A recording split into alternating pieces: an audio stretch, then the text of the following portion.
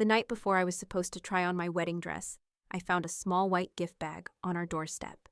Inside was a flash drive and a note that said, "You deserved every second, legend." At first, I thought it was some silly bachelor prank from Adrien, my fiancé. He'd been acting extra romantic lately, sending flowers to my office, leaving jazz voicemails, whispering love songs in my ear as if we were still falling. But when I saw the signature on that card, an L written in the same careless curve I recognized from too many drunken nights, it hit me like ice water. Luca, Adrien's best man. The eternal shadow at his side. When I opened the file, I couldn't breathe. 3 strangers, a private lounge, Adrien laughing, shirt half off, champagne spraying. My name whispered in between moans. He had kissed me that same morning. He had told me I was his forever, and I watched him burn it all with a smile. Have you ever sat across from someone who looked at you like you were their world while holding proof they had already shattered yours? What would you have done? Would you have screamed? Or like I did, would you have stayed still, let the silence settle, and let it sharpen? If you've ever held betrayal in your hands and said nothing, this story is for you. Tell me where you're listening from. And if you've ever had to disappear just to survive, leave a comment below. Subscribe for more stories like this, quiet, true, unforgettable. I met Adrien Duval 6 years ago under a cobalt sky in Bordeaux. It was a literary fundraiser, poets, translators, wine patrons, all crammed into an old theater with peeling gold trim. I was there editing a bilingual poetry collection. He was there representing his family's vineyard, Chateau Duval, an empire in glass and soil. What I remember first wasn't his face, it was his voice, deep, articulate, French laced with British restraint, the kind of voice that made even the most boring facts sound like poetry. He offered me a glass of vintage Saint Emilion and said, "Poetry is just thought that's been aged well." I laughed not because it was clever, but because he was so sure of his own charm. There was something disarming about him. The way he held eye contact just long enough to suggest intimacy without ever demanding it. Everything about him felt curated, from the fold in his pocket square to the exact tilt of his wine glass, catching candlelight. But I didn't mind. Not then. By midnight, we were on the balcony, shoes kicked off, talking about rainstorms in Italy and Nina Simone. I remember thinking this man was born to be adored. 2 weeks later, we were dating. It was magnetic. Weekend drives to hidden vineyards, impulsive kisses by rivers. Adrien planned everything. He was structure and elegance. I was notebooks, linen dresses, and too many half-read books. And somehow it worked. When we moved in together a year later, I believed we were building something permanent. His world of cut crystal and heirlooms made room for my cluttered bookshelves and morning scribbles, or so I thought. Then came Luca Moreau. He introduced him as my brother by choice. A whirlwind of designer cologne late nights and too much laughter. The first time we met, Luca called me Ma Déesse, my goddess. He said it like a joke, but his eyes lingered too long. Luca was the kind of man who always arrived late and loud. Always with a story, always with a drink, always dragging Adrien to something champagne cruises, rooftop after parties, Ibiza on a Tuesday. Sometimes Adrien wouldn't come home until the next morning. Sometimes he smelled like rosewater and guilt. But I told myself it was fine. He needed balance, right? I was the calm to his chaos, the one who grounded him. I poured wine for their jokes. I sat through their parties. I cleaned up after their messes. And I told myself that's what love meant. But love isn't supposed to make you smaller. And I had been shrinking without noticing. 3 years ago, he brought me home to meet his family. I wore a pressed white blouse. His mother, Isabel, examined me like a candidate for an internship. Over dinner, she asked, "So, Celeste, are you more of a career girl or someone who builds a home?" I answered both. She smiled, took a sip of rosé, and changed the subject. Adrien didn't say a word. His father, Roland, said even less. Just raised brows and occasional coughs of disapproval. They were polite, cold, powerful in their silence. Adrien said, "They'll warm up." I believed him. I always believed him.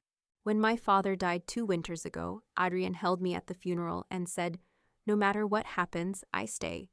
When he proposed last summer beneath the blue parasols at Lac de Calanque, I said yes before he even finished the question. The ring was simple, a Marquise diamond on a gold band. Classic, measured, elegant, just like him. We started planning right away. Cake tastings, calligraphy samples, venue scouting in Provence. Adrien handled the wine list. I curated linens and poems for the vows. And somehow, even in all that chaos, it felt beautiful. That's the part I can't forget. He didn't feel fake. He felt like home.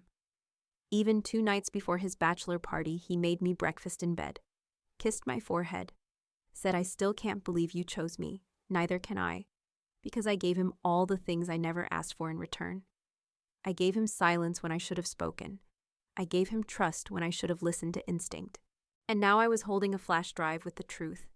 The worst part wasn't just the betrayal. It was the ease with which he lived through it.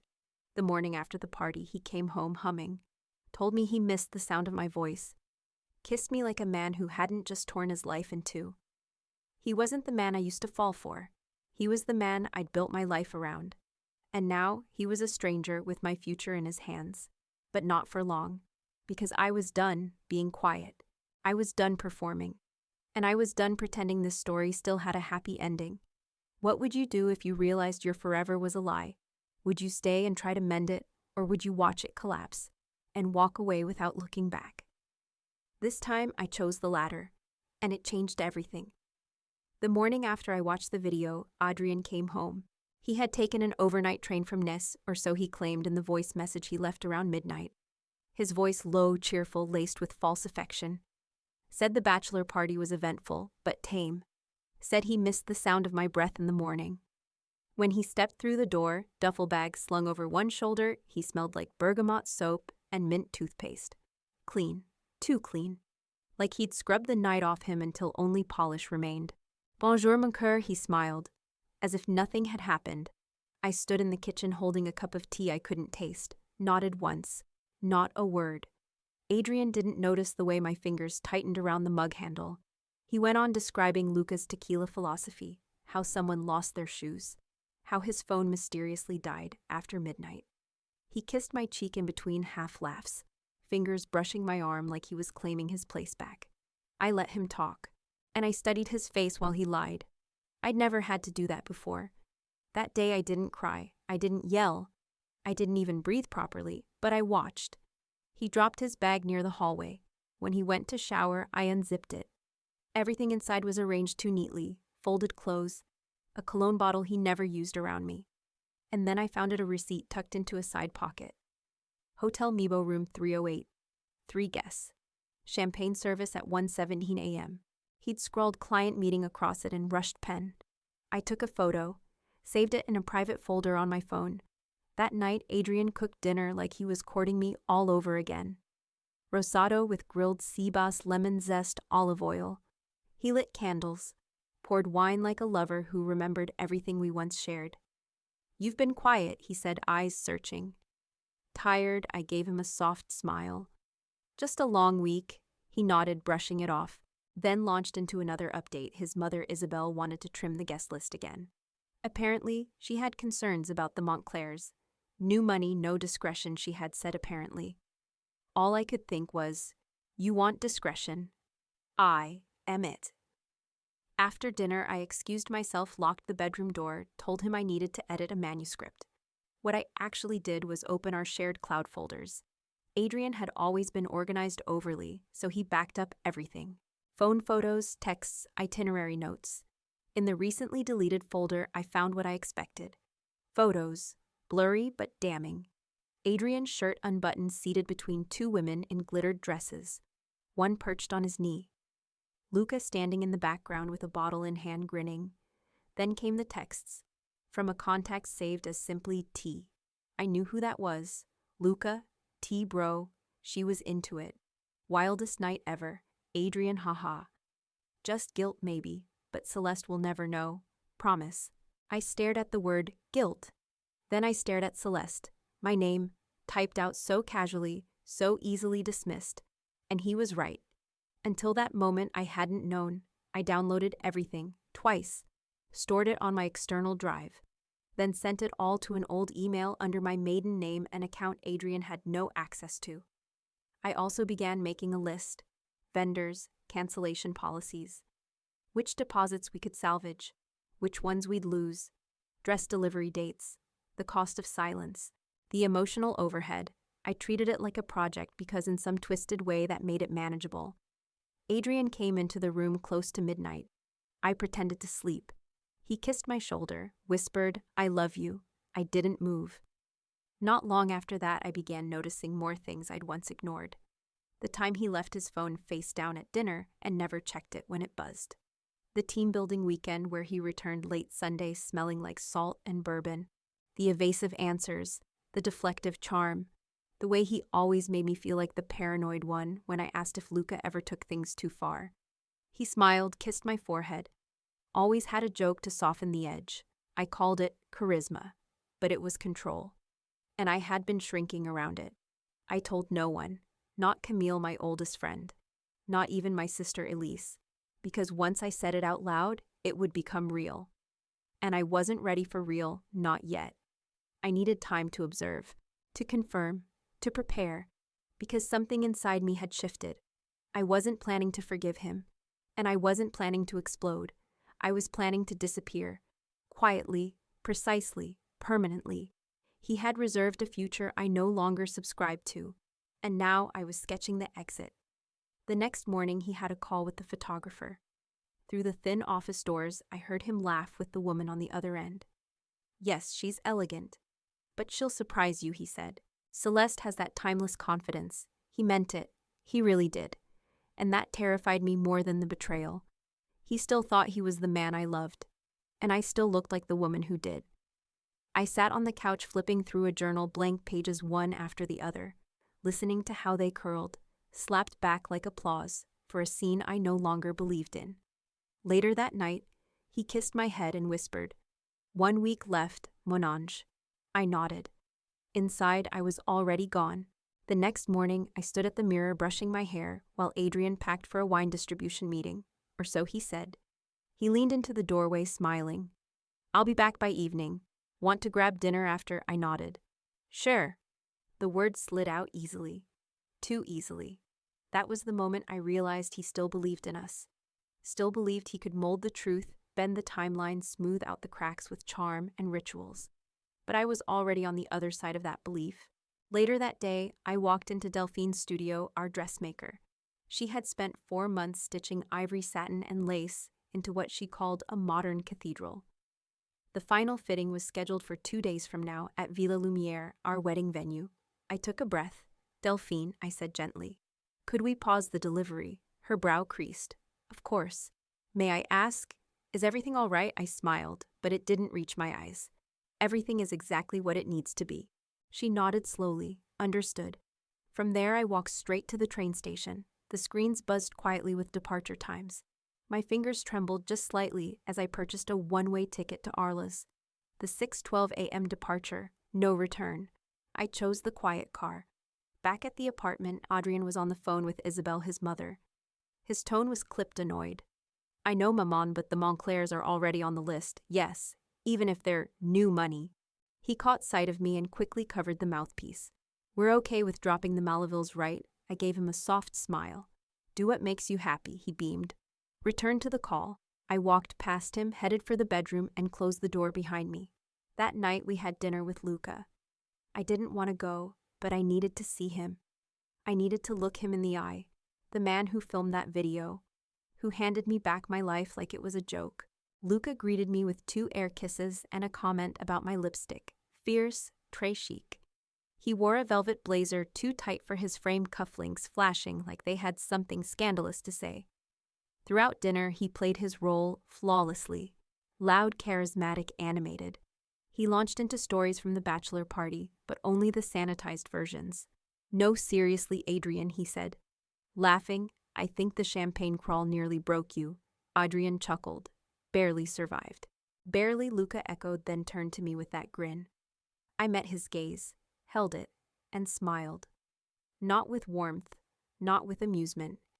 It was the kind of smile you give when you know something the room doesn't. The kind of smile that unearths guilt from under polished shoes. He blinked, laughed nervously. Took another sip of wine. I said nothing. After dinner, Adrien kissed me goodnight and drifted to sleep. I didn't. I lay awake staring at the ceiling fan spinning slow shadows across the walls. Every soft breeze from the open window felt like a whisper. You know now. At 3:07 a.m., I got out of bed. One suitcase, neutral clothes, comfortable shoes, laptop, the flash drive with a duplicate safely tucked away in my travel bag, passport, receipts, photos, a printed copy of the hotel invoice, the texts. I didn't touch the joint bank account. I didn't take the watch Adrien gifted me last winter.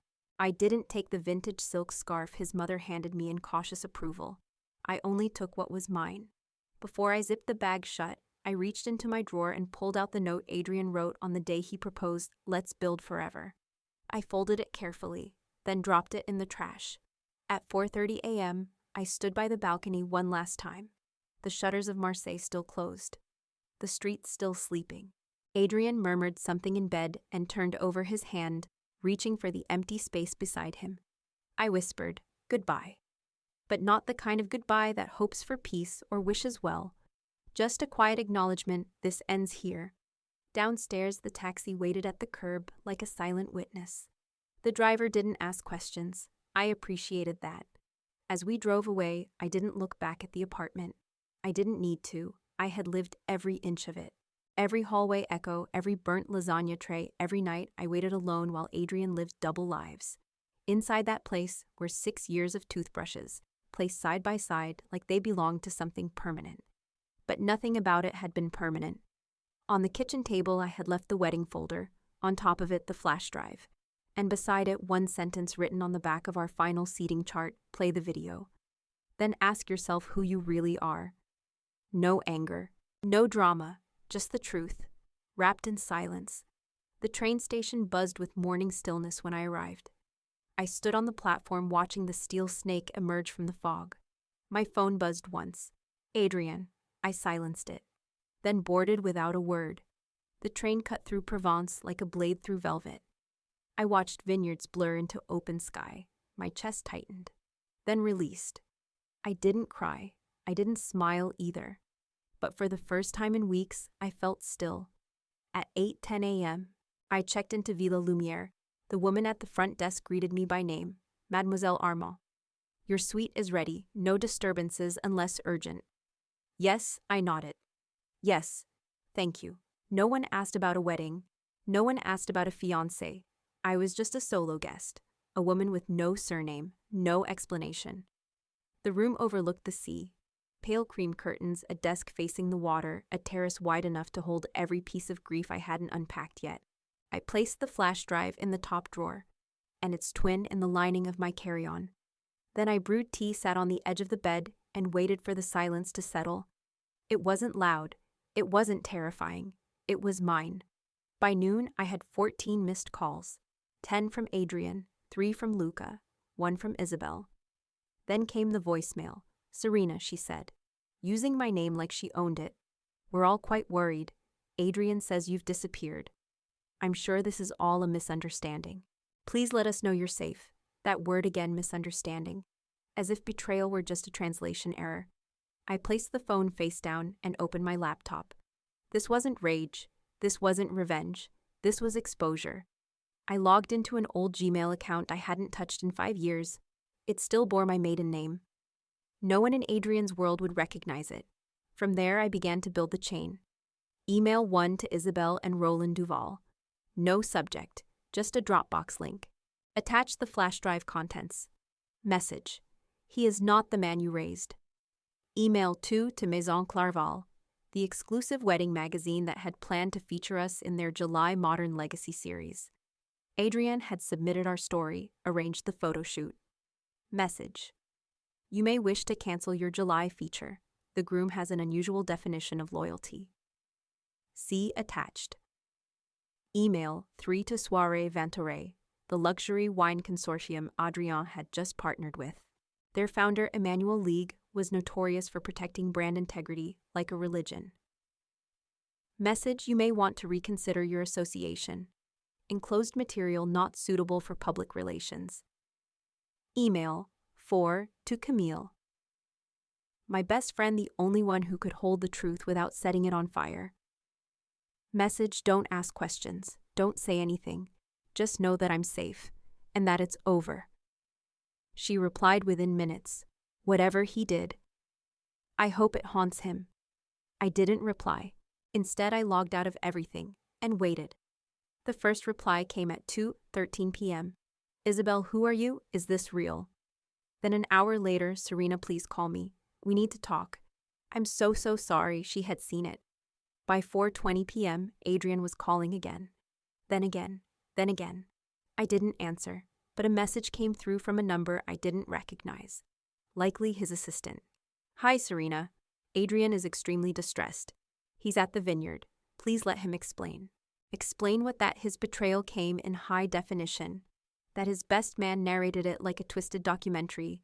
By 6:00 p.m., Maison Clarval updated their Instagram. We regret to announce the withdrawal of our July feature couple. We believe love should reflect integrity. Thank you for understanding. One domino down. Then came the call from Emmanuel League. I didn't answer. He left a voicemail. Whoever you are, thank you. He's off the list indefinitely. I played it twice. Not for pleasure, for confirmation. That night I sat on the terrace with a single glass of wine not from Chateau Duval and stared at the waves as they moved without needing permission. The next morning I made my final move. A single velvet envelope. Inside it, a printed version of our seating chart, the one Adrien and I had argued over for hours. On the back I wrote in clean black ink, "You rehearsed your vows with a woman you didn't deserve. Now you can sit with that." I addressed it to Luca Moreau, delivered by courier to his design studio in Paris. He would open it. He might laugh. He might sweat. He might deny. But he would know. He was no longer untouchable, because men like Luca don't fear consequences until someone reminds them they exist. Later that day, Camille messaged me again.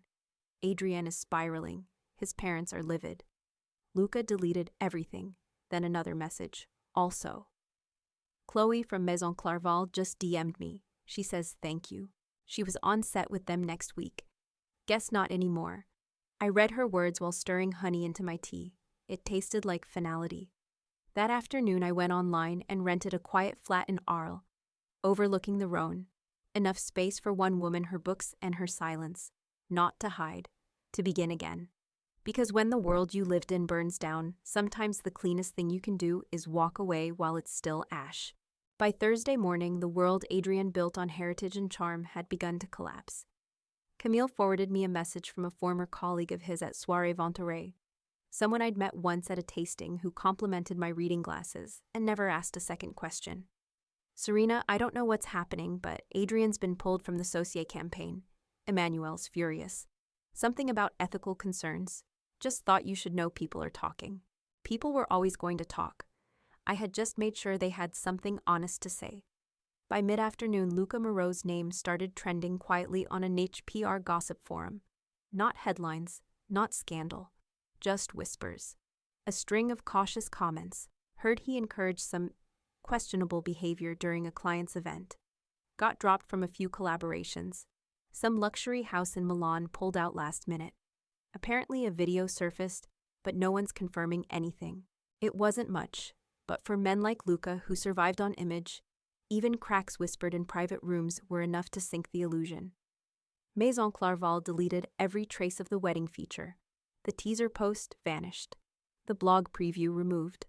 All that remained was a placeholder caption on their homepage. Not every union is meant to be immortalized. It didn't feel like victory. It felt like quiet. And that was all I ever wanted. Then came Isabel's voicemail. Her voice trembled. Not with rage, but something else, something slower. Serena, please, we had no idea. If I could go back, if I could undo the pressure, the pretenses.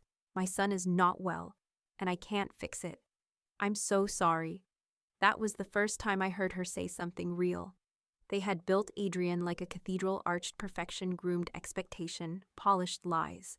But now, for the first time, they were seeing the cracks in their stone sculpture. Camille texted again. Roland called an emergency meeting with the Vineyards board. Adrien's been placed on temporary leave from all public-facing roles. PR has taken over.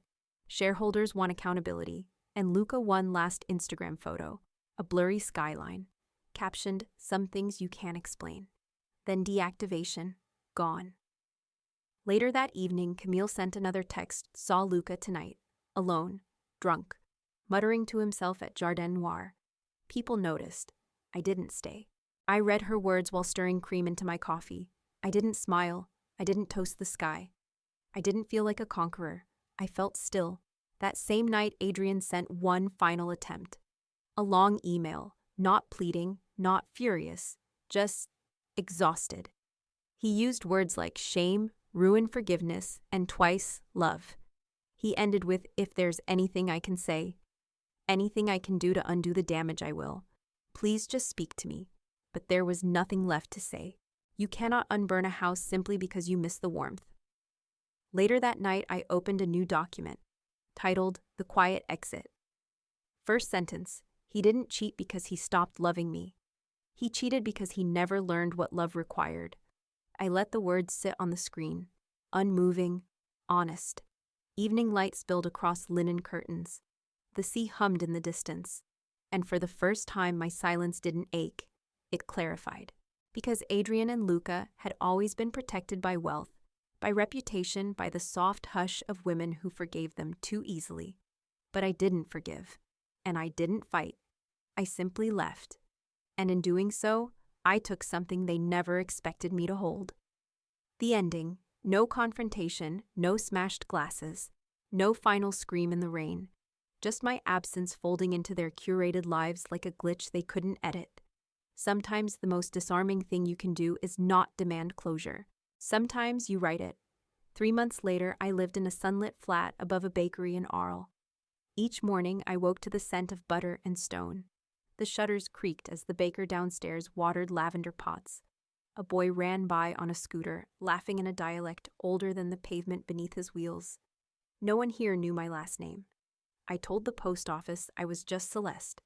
I told the landlord I was a writer on a long retreat. Both were true enough.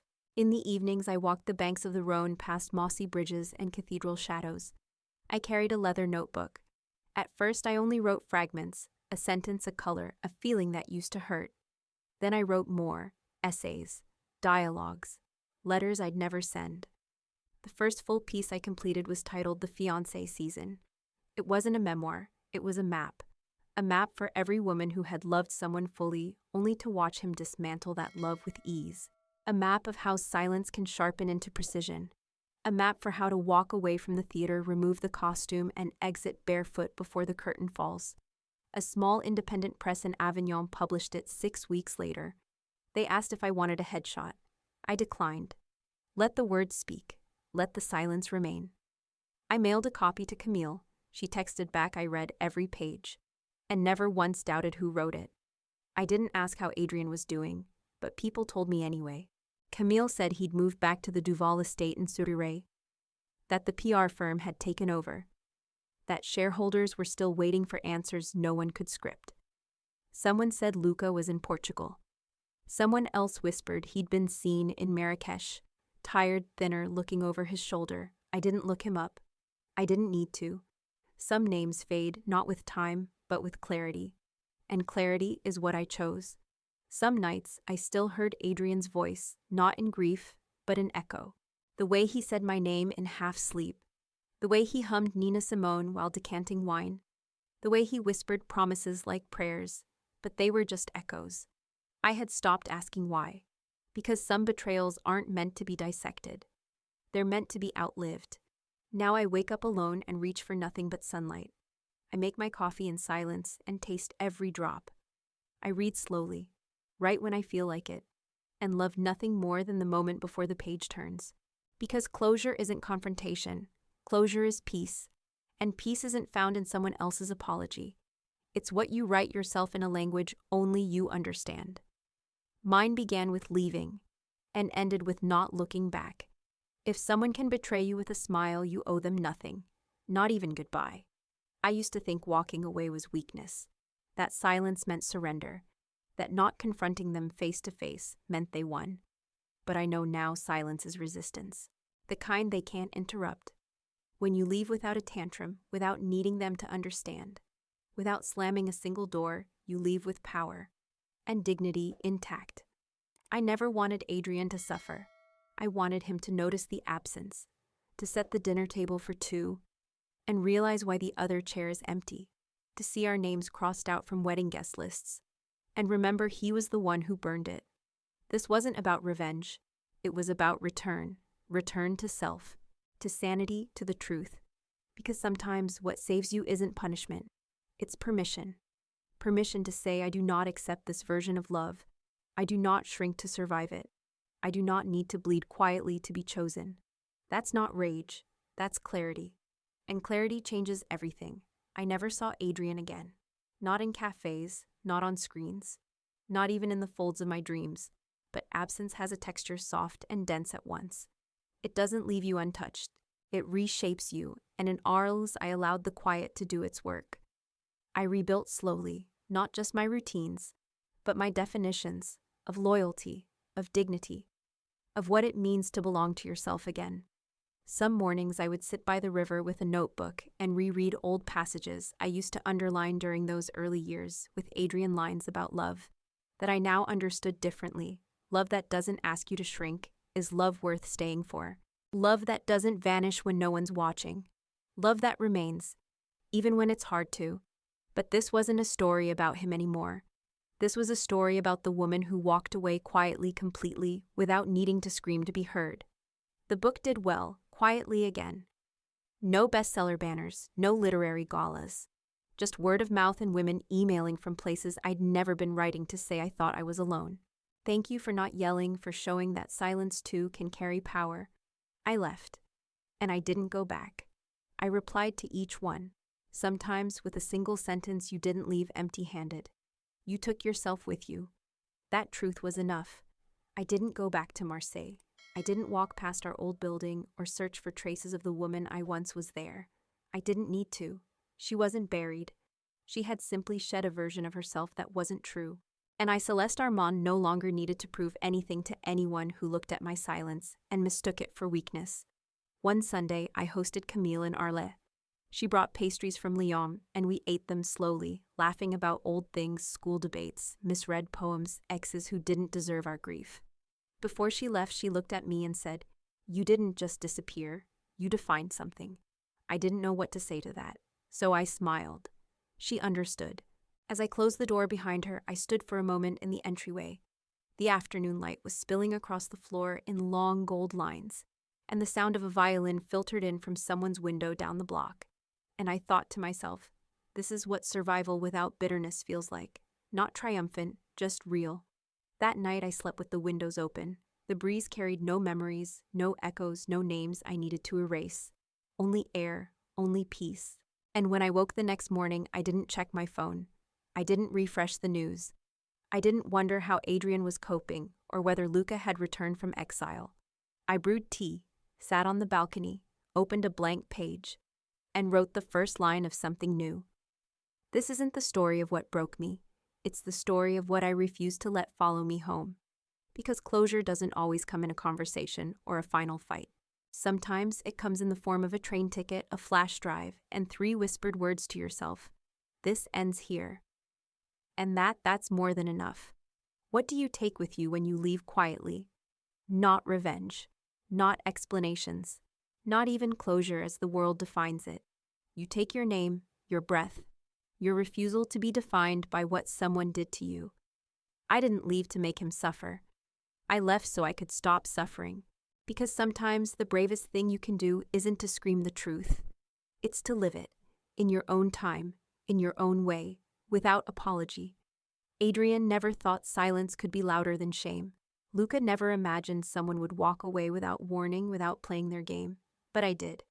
And now I live with peace, where I used to live with performance.